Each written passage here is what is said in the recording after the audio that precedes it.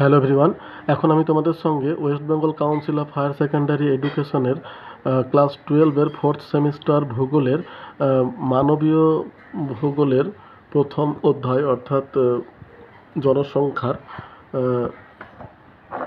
চতুর্থ পার্ট জনসংখ্যা বিবর্তন তত্ত্ব বা ডেমোগ্রাফিক ট্রানজিশন মডেল সম্পর্কে আমি এই ভিডিওতে তোমাদের সঙ্গে আলোচনা করব। যদি ভিডিওটা তোমাদের ভালো লেগে থাকে তাহলে একটা লাইক দিও, বন্ধুদের সঙ্গে শেয়ার করো, চ্যানেলটা সাবস্ক্রাইব করে রাখো।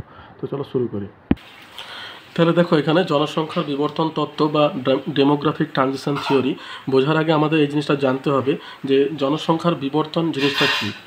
জনসংখ্যার বিবর্তনের উপরে যে তত্ত্ব সেটাই হচ্ছে জনসংখ্যার বিবর্তন তত্ত্ব। তো জনসংখ্যার বিবর্তন হচ্ছে, দেখো, জনসংখ্যা বৃদ্ধির হার দেশ ও কালভেদে পরিবর্তনশীল। এই পরিবর্তনশীলতাকে জনসংখ্যার বিবর্তন বলা হয়। ঠিক আছে, তাহলে এই ধারণাটা তোমাদের প্রথমে ক্লিয়ার করতে হবে।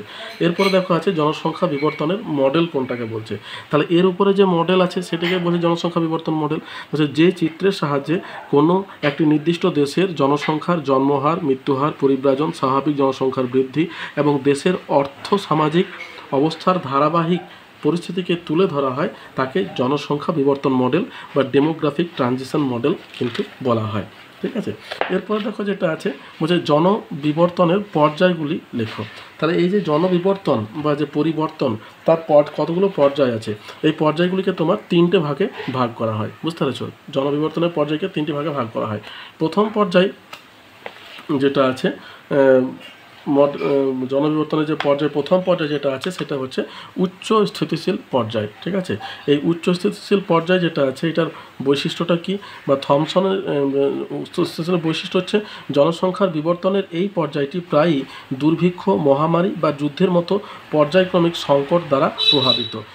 বি হচ্ছে এই পর্যায়ের সমাজ প্রাথমিকভাবে কৃষিভিত্তিক হয়। আর সি হচ্ছে উচ্চ শিশু মৃত্যু এবং কম আয়ুষ্কাল এই পর্যায়ের অন্যতম বৈশিষ্ট্য। তাহলে এই হচ্ছে তোমার আমাদের প্রথম পর্যায়ের। এবার দ্বিতীয় পর্যায় কোনটাকে বলছে, যে দ্বিতীয় পর্যায়ে বলছে থমসনের মতে বিবর্তনের এই পর্যায়টি শুরু হয় যখন মৃত্যুহার হ্রাস পেতে শুরু করে অথচ উচ্চ জন্মহার অবস্থাটি অপরিবর্তিত থাকে, ফলে দ্রুত হারে জনসংখ্যার বৃদ্ধি ঘটতে থাকে। এই পর্যায়ের বৈশিষ্ট্য কি? এই পর্যায়ে মৃত্যুহার হ্রাস পাওয়ার মূল কারণ চিকিৎসা ব্যবস্থার উন্নতি, স্যানিটেশন ব্যবস্থার উন্নতি, খাদ্য উৎপাদন বৃদ্ধি, জনস্বাস্থ্য ব্যবস্থার প্রগতি। আর 5 হচ্ছে যে সাংস্কৃতিক ঐতিহ্য, ধর্মীয় বিশ্বাস এবং বৃহৎ পরিবার ভিত্তিক অর্থনৈতিক কাঠামো উচ্চ জন্মহারকে বজায় রাখে। আর সি হচ্ছে এই পর্যায়টি একটি জনতাত্ত্বিক লভ্যাংশ দ্বারা চিহ্নিত, যেখানে কর্মক্ষম বয়সের সংখ্যায় জনসংখ্যা নির্ভরশীলদের তুলনায় বৃদ্ধিপ্রাপ্ত হয়। আর তৃতীয় পর্যায়ে কী বলছে, এই চূড়ান্ত পর্যায়ে জন্মহার ক্রমশ কমতে থাকে এবং নিম্ন হয়, আর মৃত্যুহার আগে থেকেই নিম্ন স্তরে অবস্থান করে, ফলে জনসংখ্যা বৃদ্ধি অত্যন্ত ধীর গতি সম্পন্ন হয় এবং চূড়ান্ত স্থিতিশীলতায় আসে। বৈশিষ্ট্য কী বলছে, প্রজনন হার, নগরায়নের প্রসার, সার্বজনীন ও নারী শিক্ষার প্রসার, পরিবর্তনশীল অর্থনৈতিক কাঠামো এবং ছোট পরিবারের দিকে সমাজের পরিবর্তন। বি হচ্ছে এই পর্যায়ে সমাজ ব্যবস্থা সম্পূর্ণরূপে পরিবার পরিকল্পনাকে অনুসরণ করে জন্ম নিয়ন্ত্রণের দিকে অগ্রসর হয়। সি হচ্ছে এই পর্যায়ে সামাজিক দৃষ্টিভঙ্গির এক বিরাট পরিবর্তন ঘটে। সমাজের সন্তানকে কেবলমাত্র অর্থনৈতিক সম্পদ হিসাবে বিবেচনা না করে ব্যক্তিগত পরিপূর্ণতার উৎস হিসাবে বিবেচনা করা হয়। তাহলে এই হচ্ছে তোমার জনবিবর্তন তত্ত্বের পর্যায়গুলি। এরপর দেখো আছে জনবিবর্তন তত্ত্বের প্রথম ধারণা কে দেন। ঠিক আছে, এবং অন্য কয়েকটি প্রবক্তার নাম লেখো। তাহলে প্রথম যে ধারণাটা দেন উনি হচ্ছেন তোমার থমসন। ঠিক আছে, ওয়ারেন থমসন কিন্তু সর্বপ্রথম জনবিবর্তন তত্ত্বটির ধারণা দেন। পরবর্তীকালে তোমার নটেস্টাইন, সিপি ব্লাকার, বিজু গার্নিয়ার, কার্ল সাফ, এডওয়ার্ড লেন্ড্রি প্রমুখ সমাজবিজ্ঞানীরা জনবিবর্তন তত্ত্বের বিভিন্ন পর্যায় সম্পর্কে আলোকপাত করেন। এবার দেখো, তোমাদের এই এতগুলো থাকলেও তোমাদের কিন্তু সিলেবাস অনুযায়ী, এই পাঠ্যসূচি অনুযায়ী কিন্তু থমসন এবং নটেস্টাইনের জনবিবর্তন তত্ত্ব সম্পর্কে আমাদেরকে জানতে হবে। ঠিক আছে, এরপর দেখো আমাদের প্রথম যে তত্ত্বটা আছে থমসনের জনবিবর্তন তত্ত্বের পর্যায়গুলি সম্পর্কে দেখো। তাহলে এবার আমাদের থমসন আর নটেস্টাইন এই দুটো সম্পর্কে জানতে হবে। এবার থমসনের যে জনবিবর্তন তত্ত্ব আছে সেই তত্ত্বের মডেলের পর্যায়গুলি কী কী সেটা আমরা এবার জানবো। তাহলে দেখো, থমসন তার জনবিবর্তন মডেলটিকে 3টি পর্যায়ে বিভক্ত করেছেন, যথা প্রথম পর্যায় বা উচ্চ স্থিতিশীল পর্যায়। প্রথম পর্যায়টিকে উনি উচ্চ স্থিতিশীল পর্যায়ে মানে বলেছেন। থমসনের মতে মতে জনসংখ্যা বিবর্তনের প্রথম দিকে অর্থাৎ প্রাক শিল্প সমাজে এই অবস্থা পরিলক্ষিত হয়, যেখানে উচ্চ জন্মহার সাধারণত প্রতি হাজারে 35 থেকে 45 জন এবং উচ্চ মৃত্যু হার প্রতি হাজারে 34 থেকে 40 জন বিদ্যমান। কিন্তু জনসংখ্যা বৃদ্ধির হার ন্যূনতম হওয়া এই পর্যায়ে উচ্চ স্থিতিশীল পর্যায় বলা হয়। উদাহরণ হচ্ছে অষ্টাদশ শতাব্দী পর্যন্ত পৃথিবীর সমস্ত দেশগুলি এবং থমসনের সমসাময়িক কিছু উন্নয়নশীল দেশ এই পর্যায়ের মধ্য দিয়ে গেছে। দ্বিতীয় পর্যায়টিকে কি বলছে? প্রাক সম্প্রসারণ পর্যায়। থমসনের মতে বিবর্তনের এই পর্যায়টি শুরু হয় যখন মৃত্যুহার হ্রাস পেতে শুরু করে অথচ উচ্চ জন্মহার অবস্থাটি অপরিবর্তিত থাকে, ফলে দ্রুত হারে জনসংখ্যার বৃদ্ধি ঘটতে থাকে। এই পর্যায়টি একটি জনতাত্ত্বিক লভ্যাংশ বা ডেমোগ্রাফিক ডিভিডেন্ট, দেখো এখানে ডেমোগ্রাফিক ডিভিডেন্ট, এটার উপরে কিন্তু প্রশ্ন আসতে পারে দ্বারা চিহ্নিত, যেখানে কর্মক্ষম বয়সের জনসংখ্যা নির্ভরশীলদের তুলনায় বৃদ্ধি পায়। তৃতীয় পর্যায়টা কি বলছে? পরবর্তী সম্প্রসারণ পর্যায় বলছে এই চূড়ান্ত পর্যায়ে জন্মহার ক্রমশ কমতে থাকে এবং নিম্ন হয়, মৃত্যুহার আগের থেকেই নিম্ন স্তরে অবস্থান করে, ফলে জনসংখ্যা বৃদ্ধি অত্যন্ত ধীরগতি সম্পন্ন হয় এবং চূড়ান্ত স্থিতিশীলতায় আসে। তাহলে এই গেল তোমার জনবিবর্তন তত্ত্বে থমসনের পর্যায়। এরপর দেখো জনবিবর্তন তত্ত্ব সম্পর্কিত থমসনের তত্ত্বের ত্রুটিগুলি কী কী। তাহলে উনি যে তত্ত্বটা দিয়েছেন তার কী কী ত্রুটি আছে। প্রথম ত্রুটি হচ্ছে থমসনের তত্ত্বটি জনসংখ্যা বিবর্তনের প্রথম তত্ত্ব হওয়ায় পরবর্তী সময়ে সমাজবিজ্ঞানীরা এই তত্ত্বটিকে বিভিন্নভাবে পরিমার্জিত এবং পরিবর্ধিত করেছেন। আবার বিভিন্ন সময় বিভিন্ন সমাজবিজ্ঞানীর দ্বারা এই তত্ত্বটি সমালোচিত হয়েছে। যেমন এক নম্বর হচ্ছে থমসনের তত্ত্ব অনুসারে উন্নয়নের সঙ্গে জনসংখ্যা বৃদ্ধির হারের একটি ব্যস্তানুপাতিক সম্পর্ক রয়েছে। দুই হচ্ছে কোনো মারণ রোগ জনসংখ্যার উপর কীরূপ প্রভাব ফেলতে পারে এই বিষয়ে থমসন তার তত্ত্বে কিন্তু কোনো উল্লেখ করেননি। তিন নম্বর হচ্ছে জনসংখ্যা বিবর্তনে পরিব্রাজনের ভূমিকা সম্পর্কে থমসন তার তত্ত্বে আলোচনা করেননি। 4 নম্বর হচ্ছে এই পর্যায় থেকে পরবর্তী পর্যায়ে দেশগুলি কখনো কিভাবে স্থানান্তরিত হবে তা এই তত্ত্বে কিন্তু সঠিকভাবে বলা হয়নি। আর 5 নম্বর কি হচ্ছে বিশ্বের ভূমির পুনর্বন্টন সম্পর্কে থমসন তার তত্ত্বে ধারণা দিলেও তা কতটা ফলপ্রসূ হয়েছিল তা নিয়ে অন্যান্য সমাজবিজ্ঞানীদের মধ্যে কিন্তু মতভেদ রয়েছে। তাহলে এই হচ্ছে থমসনের তত্ত্বের সমালোচনা। এরপর দেখো নটেস্টাইনের জনবিবর্তন তত্ত্বের মূল বক্তব্য কী সেটা আমাদেরকে জানতে হবে। তাহলে নটেস্টাইন জনবিবর্তন তত্ত্ব যেটা করেছেন তার তত্ত্বের কিন্তু মূল কথা বা বক্তব্যটা কি সেটা হচ্ছে তোমার যে তত্ত্বের মূল বক্তব্যটা বলছে যে নটেস্টাইনের জনবিবর্তন তত্ত্বের মূল বক্তব্য হলো তোমার নটেস্টাইন প্রদত্ত তত্ত্বটির মূল বক্তব্য ছিল অর্থনৈতিক উন্নয়ন, স্বাস্থ্য, শিক্ষা, নগরায়ন প্রভৃতির পরিপ্রেক্ষিতে জন্মহার ও মৃত্যুহারের পরিবর্তন মূল্যায়ন। তার মতে বিগত 3 দশকে বিশ্বব্যাপী জনসংখ্যার দ্রুত বৃদ্ধি লক্ষ্য করা গেছে, আর এই বৃদ্ধির মূল কারণ ছিল নিম্নমুখী মৃত্যুহার, যার মাত্রা বিভিন্ন দেশে আর্থসামাজিক উন্নতির ভিত্তিতে ভিন্ন ভিন্ন হয়ে থাকে। তিনি বলেন অনগ্রসর দেশগুলিতে আধুনিকীকরণের প্রক্রিয়া শুরু হলেও তাদের ধর্মীয় ভাবাবেগ, অর্থনৈতিক সামাজিক নিয়মকানুন, শিক্ষা, বৈবাহিক নীতি, সাম্প্রদায়িক প্রথা, পরিবারের গঠন প্রভৃতি উচ্চ জন্মহারকে বজায় রাখতে উৎসাহিত করে। তাহলে এটা হচ্ছে তোমার নটেস্টাইনের বক্তব্যের মূল কথা। আর থমসনের বক্তব্যের মূল কথা কী ছিল? বলছে থমসন প্রবর্তিত জনবিবর্তন তত্ত্বের মূল উদ্দেশ্যই হলো কোনো দেশের আর্থসামাজিক প্রেক্ষাপটে জন্মহার ও মৃত্যুহারের ভিত্তিতে জনসংখ্যার ধারাবাহিক পরিবর্তনের কারণ বিজ্ঞানসম্মতভাবে বিশ্লেষণ করা।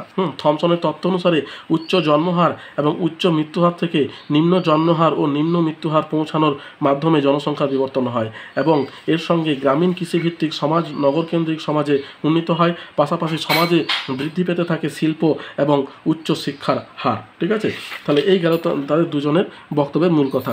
এরপর দেখো আছে নেক্সট আছে তোমার নটেস্টাইনের জনবিবর্তন তত্ত্বের দুটি গুরুত্ব লেখো। তাহলে নটেস্টাইনের জনবিবর্তন তত্ত্বের গুরুত্ব কি আছে? প্রথম গুরুত্ব যেটা আছে সেটা হচ্ছে যে অর্থনৈতিক এবং সামাজিক পরিবর্তনের সঙ্গে জনসংখ্যার সম্পর্ক নিরূপণ। বলছে নটেস্টাইন প্রথম দিকের গবেষকদের মধ্যে অন্যতম, যিনি বলেন যে অর্থনৈতিক উন্নয়ন শিক্ষা এবং নগরায়নের সঙ্গে জন্মহার এবং মৃত্যুহারের পরিবর্তন সম্পর্কযুক্ত। আর 2 নম্বর কি পর্যায়ভিত্তিক বিশ্লেষণ। নটেস্টাইন দ্বিতীয় বিশ্বযুদ্ধের পূর্ববর্তী এবং পরবর্তী সময়ের জনবিবর্তনের প্রক্রিয়াকে স্পষ্টভাবে 4টি ধাপে ভাগ করেন, যদিও পরবর্তীতে আরও ধাপ যুক্ত হয় যা জনসংখ্যা বিশ্লেষণে একটি সুসংগঠিত কাঠামো প্রদান করে। তাহলে এই হচ্ছে তার তত্ত্বের ত্রুটি। এরপর এরপর দেখো জনবিবর্তন সংক্রান্ত নটেস্টাইন তত্ত্বের সমালোচনা বা ত্রুটিগুলি কী কী। তাহলে দেখো তার তত্ত্বের সমালোচনা কি বলছে। নটেস্টাইন প্রদত্ত জনসংখ্যা বিবর্তন তত্ত্বটি তৎকালীন আর্থসামাজিক অবস্থার পরিপ্রেক্ষিতে প্রাসঙ্গিক হলেও বর্তমানে এই তত্ত্বটি নানা কারণে সমালোচিত হয়েছে। 1 নম্বর হচ্ছে পশ্চিমী দেশকেন্দ্রিক জনবিবর্তন মডেল। বলছে এই তত্ত্বটি মূলত ইউরোপ, উত্তর আমেরিকা শিল্পোন্নত দেশগুলিতে জনসংখ্যা সংক্রান্ত গবেষণা ও অভিজ্ঞতা লব্ধ পর্যবেক্ষণের ভিত্তিতে প্রতিষ্ঠিত। তাই উন্নয়নশীল দেশগুলির জনসংখ্যার বিবর্তন সমাজ এবং সাংস্কৃতিক নিয়ন্ত্রকগুলির উপর কীরূপ প্রভাব ফেলে তার কোনো উল্লেখ এই তত্ত্বে নেই। 2 নম্বর হচ্ছে যে বিবর্তনের অস্পষ্ট পর্যায়। বলছে এই তত্ত্বে বিবর্তনের যে পর্যায়গুলি বর্ণিত রয়েছে তার সাপেক্ষে ভবিষ্যৎ জনসংখ্যার পরিবর্তন সম্পর্কে বিশেষ কোনো ধারণা পাওয়া যায় না। তাহলে এই হচ্ছে তার তত্ত্বের ত্রুটি। এরপর দেখা হচ্ছে নটেস্টাইন বিবর্তনের পর্যায় অনুযায়ী 3টি জনতাত্ত্বিক প্রকার উল্লেখ করো। তাহলে তার তত্ত্ব অনুযায়ী 3টি জনতাত্ত্বিক প্রকার আমাদেরকে উল্লেখ করতে বলছে। তাহলে দেখো 3টে জনতাত্ত্বিক প্রকার কী হবে। তত্ত্ব অনুযায়ী 3টি জনতাত্ত্বিক প্রকার হচ্ছে জনতাত্ত্বিক বিবর্তনের ধারা অনুযায়ী নটেস্টাইন দেশগুলিকে 3 ধরনের জনতাত্ত্বিক প্রকারে বিভক্ত করেছেন। যেমন প্রাথমিক পতনের পর্যায়ভুক্ত দেশসমূহ। বলছে যে সমস্ত দেশে জন্মহার কম, নিম্নমুখী এবং মৃত্যুহার তুলনামূলকভাবে অনেক বেশি পরিলক্ষিত হয়, এই সমস্ত দেশগুলিকে নটেস্টাইন এই পর্যায়ভুক্ত করেছেন। এই দেশগুলির বেশিরভাগ ক্ষেত্রে জন্মহারের বর্তমান প্রবণতা পরিবর্তন না হলে বা উল্লেখযোগ্য অভিবাসন না ঘটলে 1 প্রজন্মের মধ্যেই জনসংখ্যার বৃদ্ধি কার্যত বন্ধ হয়ে যাবে, অর্থাৎ ঋণাত্মক হারে বাড়বে। উদাহরণ নটেস্টাইনের পর্যবেক্ষণ অনুযায়ী উত্তর, পশ্চিম, মধ্য ও দক্ষিণ ইউরোপ, উত্তর আমেরিকা, অস্ট্রেলিয়া এবং নিউজিল্যান্ড প্রাথমিক পতন পর্যায়ের অন্তর্ভুক্ত। তারপর দেখো পরিবর্তনশীল বৃদ্ধির পর্যায়মূলক দেশসমূহ। যে সমস্ত দেশে মৃত্যুহার এবং জন্মহার উভয়ই কমতে শুরু করে, তবে জন্মহারের চেয়ে মৃত্যুহার দ্রুত হারে কমার ফলে জনসংখ্যা দ্রুত বৃদ্ধি পায়, সেই সমস্ত দেশগুলিকে নটেস্টাইন পরিবর্তনশীল বৃদ্ধির পর্যায়ভুক্ত করেন। পিরামিডের সরু শীর্ষ এবং প্রশস্ত ভিত্তি উচ্চ মৃত্যুহার এবং উচ্চ জন্মহারকে প্রতিফলিত করে। উদাহরণ হচ্ছে এই ধরনের জনসংখ্যার উদাহরণ হলো সেই সময়ের সোভিয়েত ইউনিয়ন, জাপান এবং কিছু ল্যাটিন আমেরিকার দেশ। এবার উচ্চ বৃদ্ধির সম্ভাবনার পর্যায়ভুক্ত দেশসমূহ। যে সমস্ত দেশে মৃত্যুহার উচ্চ এবং পরিবর্তনশীল এবং জন্মহার ও উচ্চ এবং এখনও পর্যন্ত তা কমার কোনো প্রবণতা দেখা যায়নি, সেই সমস্ত দেশকে নটেস্টাইন উচ্চ বৃদ্ধির সম্ভাবনাময় দেশ হিসেবে চিহ্নিত করেছেন। এই ধরনের নামকরণ প্রসঙ্গে নটেস্টাইন উল্লেখ করেছেন যে এই ধরনের দেশে স্বাস্থ্য পরিষেবা ও প্রযুক্তিগত উন্নয়নের ফলে মৃত্যুহার কমতে শুরু করলেই দ্রুত জনসংখ্যা বৃদ্ধির সম্ভাবনা থাকে। উল্লেখ্য, বর্তমানে এই ধরনের পর্যায়ভুক্ত কোনো দেশ লক্ষ্য না করা গেলেও শিল্প বিপ্লবের পূর্বে প্রায় সমস্ত দেশই এই পর্যায়ের মধ্য দিয়ে গেছে। তাহলে এই হলো তোমার নটেস্টাইনের জনবিবর্তন তত্ত্বের পর্যায় অনুযায়ী জনতাত্ত্বিক প্রকার।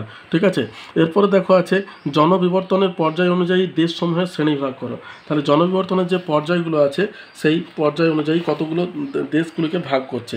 কি কি বলছে, 1 নম্বর গোষ্ঠীতে বলছে স্থিতিশীল জনসংখ্যা অভিমুখী দেশসমূহ। বৈশিষ্ট্য কি বলছে, এই গোষ্ঠী অন্তর্ভুক্ত দেশগুলির জনসংখ্যা ক্রম হ্রাসমান এবং মৃত্যুহারও নিম্ন। বি হচ্ছে জনসচেতনতা বৃদ্ধির ফলে জনসংখ্যা প্রায় স্থিতিশীল এবং হ্রাসমান হয়। দেশগুলি কি আছে, পশ্চিম ইউরোপ, মার্কিন যুক্তরাষ্ট্র, কানাডা, অস্ট্রেলিয়া, নিউজিল্যান্ড প্রভৃতি দেশসমূহে এই গোষ্ঠীর অন্তর্ভুক্ত হয়েছে। গোষ্ঠী 2 হচ্ছে জনসংখ্যা বিবর্তনের মধ্যম পর্যায়ের অন্তর্গত দেশসমূহ। এদের বৈশিষ্ট্য কী বলছে, এই গোষ্ঠীভুক্ত দেশগুলির জন্মহার নিয়ন্ত্রণ সম্পর্কে সচেতনতা ধীরে ধীরে আসে। আর বি হচ্ছে জন্মহার মৃত্যুহার উভয়ই কম, ফলে জন্মহারের তুলনায় মৃত্যুহার দ্রুত হ্রাস পায়। সি হচ্ছে কৃষির উন্নতির সঙ্গে সঙ্গে এই দেশগুলিতে শিল্পের উন্নতি ঘটতে দেখা যায়। আর ডি হচ্ছে নগরায়ন বৃদ্ধি পেতে থাকায় মানুষের আর্থিক সচ্ছলতা আসে। ই হচ্ছে চিকিৎসা ব্যবস্থার উন্নতির সঙ্গে সঙ্গে সামাজিক সচেতনতা বৃদ্ধি পায়। দেশসমূহ হচ্ছে ইটালি, স্পেন, হাঙ্গেরি, পোল্যান্ড প্রভৃতি দেশগুলি এই পর্যায়ের অন্তর্ভুক্ত। তারপর 3 নম্বর গোষ্ঠী দেখো বলছে জন্ম এবং মৃত্যুহারের উপর ন্যূনতম নিয়ন্ত্রণ স্থাপনকারী দেশ। হ্যাঁ, বৈশিষ্ট্য কি, এই গোষ্ঠীভুক্ত দেশগুলিতে জন্মহার মৃত্যুহার উভয়ই বৃদ্ধির মাত্রা স্বাভাবিক। বি হচ্ছে তবে জনসংখ্যা বৃদ্ধির উপর দেশের জনগণের স্বেচ্ছা নির্ভর কোনো নিয়ন্ত্রণ থাকে না। সি হচ্ছে মৃত্যুহার নিয়ন্ত্রিত হওয়ায় বয়স্ক জনসংখ্যার হার অধিক হয়। দেশ কি? রাশিয়া, ভারত, জাপান, আফ্রিকা ও দক্ষিণ আমেরিকার কিছু দেশসমূহ এই গোষ্ঠীর অন্তর্ভুক্ত। ঠিক আছে, তাহলে এই হলো তোমার দেশগুলির ভাগ। এরপর দেখো আছে আধুনিক জনবিবর্তন মডেলের দ্বিতীয় পর্যায়ে জনসংখ্যা বৃদ্ধির ধরন অনুযায়ী নবীন পাশ্চাত্য দেশগুলির বর্ণনা দাও। তাহলে নবীন পাশ্চাত্য দেশগুলি আছে যেগুলো সেইগুলোর বর্ণনা দিতে বলছে জনবিবর্তনের দ্বিতীয় পর্যায়ের ধরন। জনবিবর্তনের দ্বিতীয় পর্যায়ে জনসংখ্যা বৃদ্ধির ধরন অনুসারে নবীন পাশ্চাত্য বা দ্বিতীয় পর্যায়ের দেশগুলিকে তিনটি ভাগে ভাগ করা হয়। যেমন জনসংখ্যা বৃদ্ধির গুয়াতেমালা হার বলছে কোনো দেশের জনসংখ্যা প্রতি হাজারে 43 জন এবং মৃত্যু হার 15 জন হলে জনসংখ্যার স্বাভাবিক বৃদ্ধির হার প্রতি হাজারে 20 থেকে 30 জনের মধ্যে হয়। একে গুয়াতেমালা হার বলা হয়। এই সকল দেশে মৃত্যুহারের তুলনায় জন্মহার অধিক হওয়ায় জনসংখ্যা দ্রুত বৃদ্ধি পায়। এই সমস্ত দেশে জন্মহার মাত্রাতিরিক্ত এবং সরকারের তরফ থেকে কোনো চিকিৎসা নিয়ন্ত্রণ নীতি গ্রহণের ব্যবস্থা থাকে না, চিকিৎসা ব্যবস্থাও অনুন্নত হয়। 2 হচ্ছে জনসংখ্যা বৃদ্ধির থাইল্যান্ড হার বলছে কোনো দেশে জনসংখ্যার স্বাভাবিক বৃদ্ধির হার যদি প্রতি হাজারে 25 থেকে 35 জনের মধ্যে থাকে তখন তাকে থাইল্যান্ড হার বলা হয়। এই হারের অন্তর্গত দেশগুলিতে জন্মহার বেশি থাকলেও চিকিৎসা ব্যবস্থার উন্নতির কারণে মৃত্যুহার কম। এটি গুয়াতেমালা হারের বিপরীত অবস্থা। 3 হচ্ছে জনসংখ্যা বৃদ্ধির চিলি হার বলছে কোনো দেশের জন্মহার প্রতি হাজারে 27 জন এবং মৃত্যুহার 8 জন থাকলে জনসংখ্যার স্বাভাবিক বৃদ্ধির হার প্রতি হাজারে 18 থেকে 20 জনের মধ্যে হয়। একে চিলি হার বলা হয়। এই সকল দেশে জন্মহার ক্রমহ্রাসমান এবং মৃত্যুহারও কম, তবে জন্মহার এখনও পর্যন্ত মৃত্যুহারের তুলনায় বেশি। এই সকল দেশগুলির জনগণ জনসংখ্যা নিয়ন্ত্রণের উপরে সক্রিয় ভূমিকা নেয়। তাহলে এই গেল তোমার পাশ্চাত্য দেশগুলির বর্ণনা।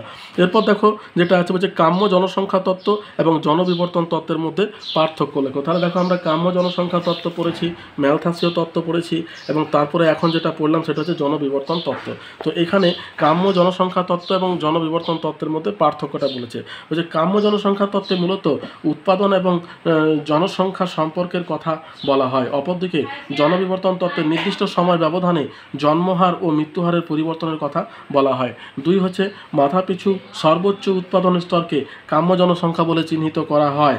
অপরদিকে জনসংখ্যা বিবর্তন তত্ত্বে জন্মহার ও মৃত্যুহারের পার্থক্যের ভিত্তিতে জনসংখ্যা বৃদ্ধির কথা বলা হয়। এরপর দেখো 3 নম্বর বলছে কাম্য জনসংখ্যা তত্ত্বে কাম্য জনসংখ্যার পূর্বে জনস্বল্পতা ও পরে জনাকীর্ণতা অবস্থান করে।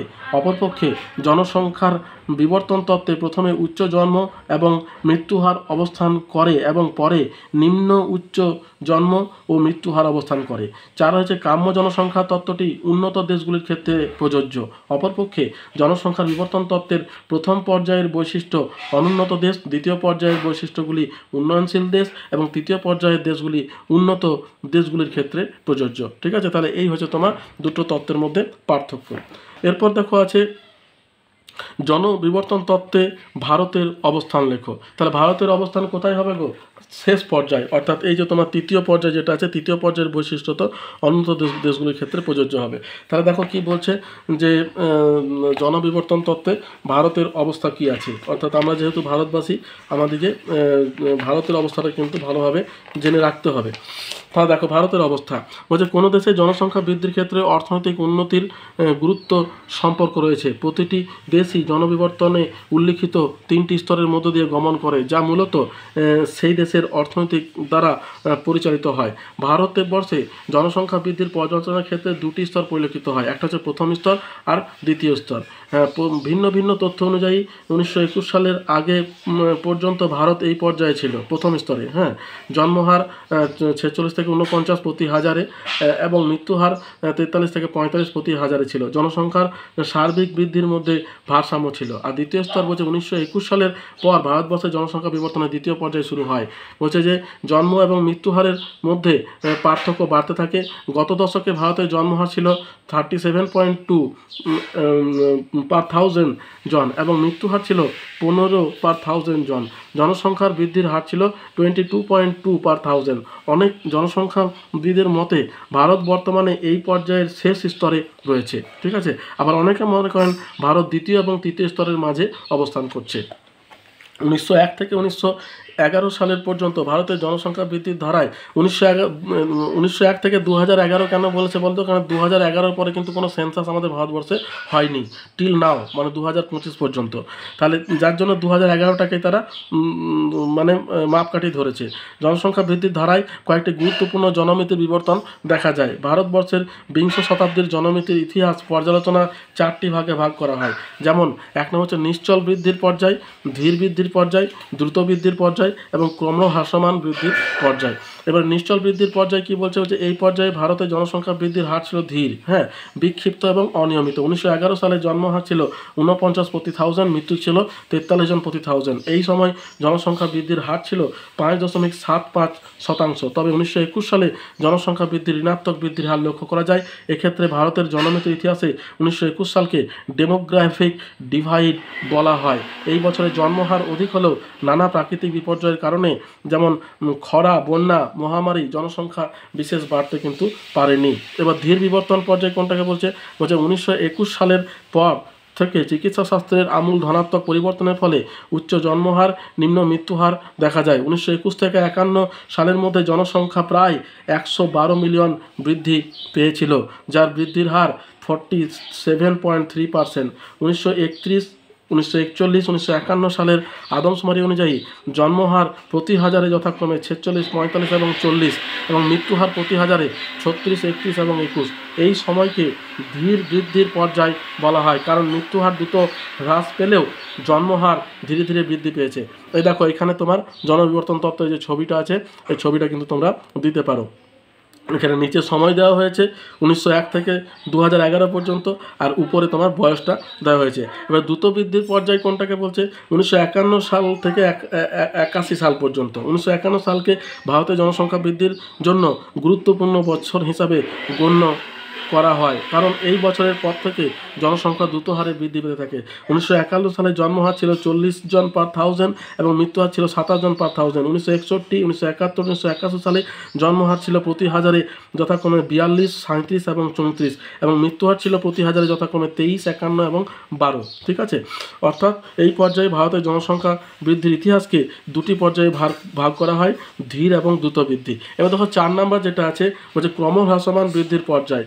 বলছে যে ভারতের জনসংখ্যার দশক প্রতি বৃদ্ধির হার 1981 সালের পর থেকে ধীরে ধীরে কমতে থাকে। তাহলে 1981 সাল পর্যন্ত কিন্তু জনসংখ্যা দ্রুত হারে বাড়তে থাকে, তারপর কিন্তু ধীরে ধীরে কমতে থাকে। 1981 সালের পর থেকে ভারতে থমসন জনবিবর্তন মডেলের তৃতীয় পর্যায়ে প্রবেশ করে। দেখো আমি প্রথমে বলেছিলাম তৃতীয় পর্যায়টি হবে, বর্তমানটা আর কি, বর্তমানটা তৃতীয় পর্যায়ে হবে।